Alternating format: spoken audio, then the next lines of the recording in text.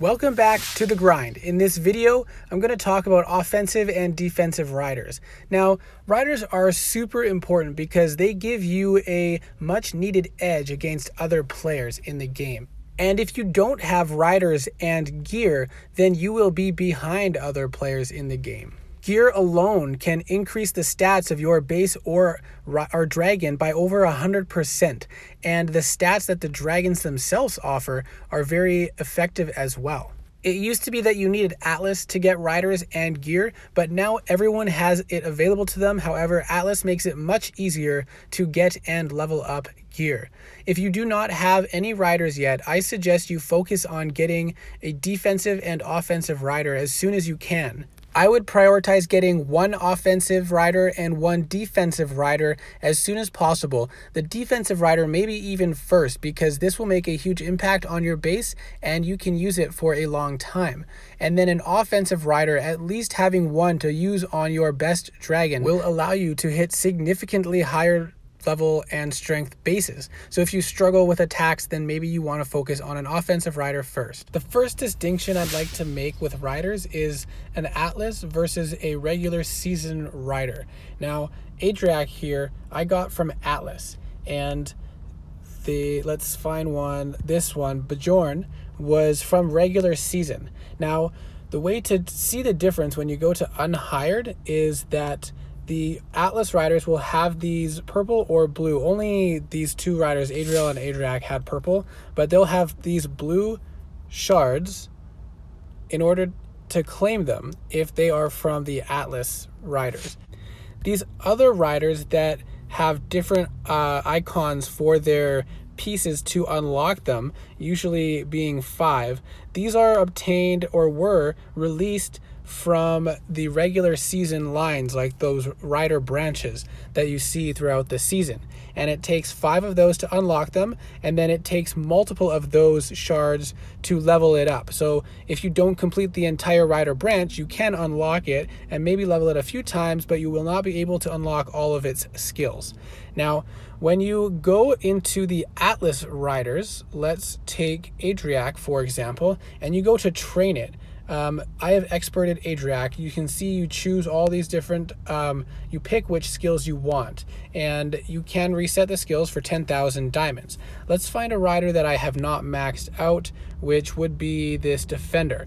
You can see down in the bottom left, it takes the red, what are those? The red stones, let's call them, and glory to level them up, to train them, and then you would get skill points by training them, and you would put those into whatever skill you wanted. I only level it up enough that I could get the minus 12% construction time, which is the best that is available on any rider. And this defender, this Atlas rider is one of the ones that you can unlock with the red stones in Atlas. You don't need the blue rider shards. That's what they're called, rider shards.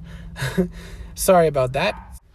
So in Atlas, the defender, the defense rider, can be obtained with red rider shards, and as well as a rider for sorcerers, hunters, and warriors. And you know which it is by looking at the skills in that branch, and it will say at the last couple skills, hunter or sorcerer or warrior stats. So the way you obtain glory is by putting it on a dragon and then doing attacks in Atlas against other players, Primarchs, killing their troops and earning glory. And if you have questions about how to earn glory, I do have a video of that on my channel, so go check that out. Another way you can earn glory is if you have your rider on a dragon who you have put on your perch, and you send a Primarch out in Atlas and somebody attacks you and you defend against them, any glory that you earn from being attacked in Atlas will give glory to that rider. I don't recommend doing this because that's a lot of wasted glory through defending. Okay, so now that we've talked about the difference between Atlas and main game riders, let's talk about the difference between an offensive and a defensive rider.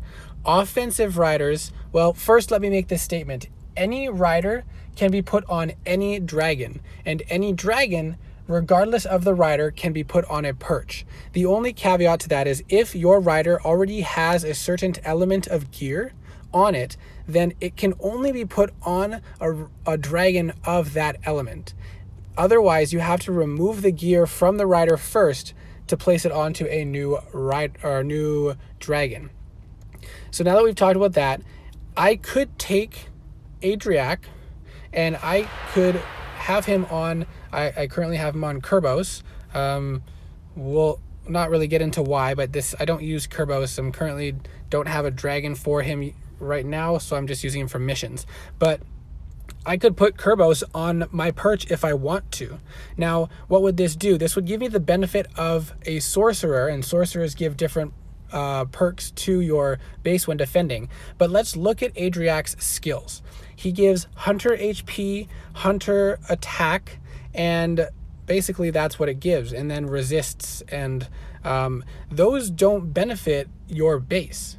So you won't get any benefits from Adriac's skills in defending your base as you would with a defense rider.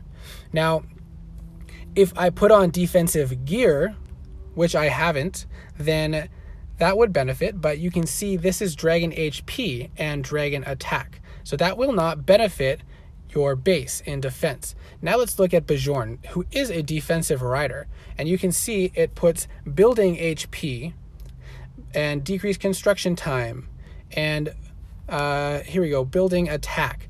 These benefit your base when you have this dragon rider on a dragon on your perch. You'll also see when you go to gear that when I select the gear, I currently don't have defensive gear on this rider because I was just using him as a place filler to put on a fun dragon to just mess around with. But if you look at my actual defensive rider, we look at the skills, you see the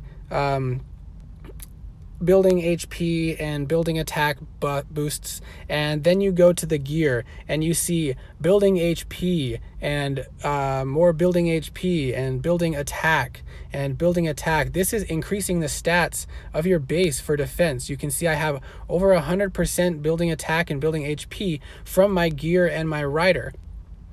And that's the big difference. So I could put this rider on an offensive dragon and fly him on a base, and I will not benefit from any of the bonuses that the rider or the gear gives, but I could still do it if I wanted to.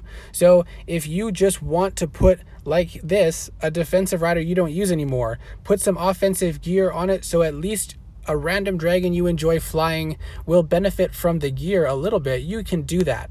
It doesn't give as much benefit as it would if you put on an offensive rider, of course, because the rider will not be giving the stats. So that's just a brief breakdown and difference of offensive and defensive riders and gear.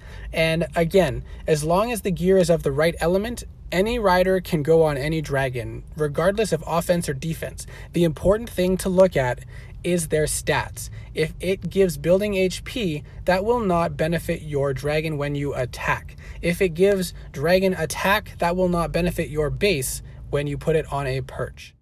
So I hope this helped you understand riders a little bit better and to understand the difference between an offensive and a defensive rider and how to obtain them and why you would want them for your game. If you have any specific questions, let me know in the comments or message me online. My ID will be in the description and I will do my best to get you your answer. We'll see you in the next video.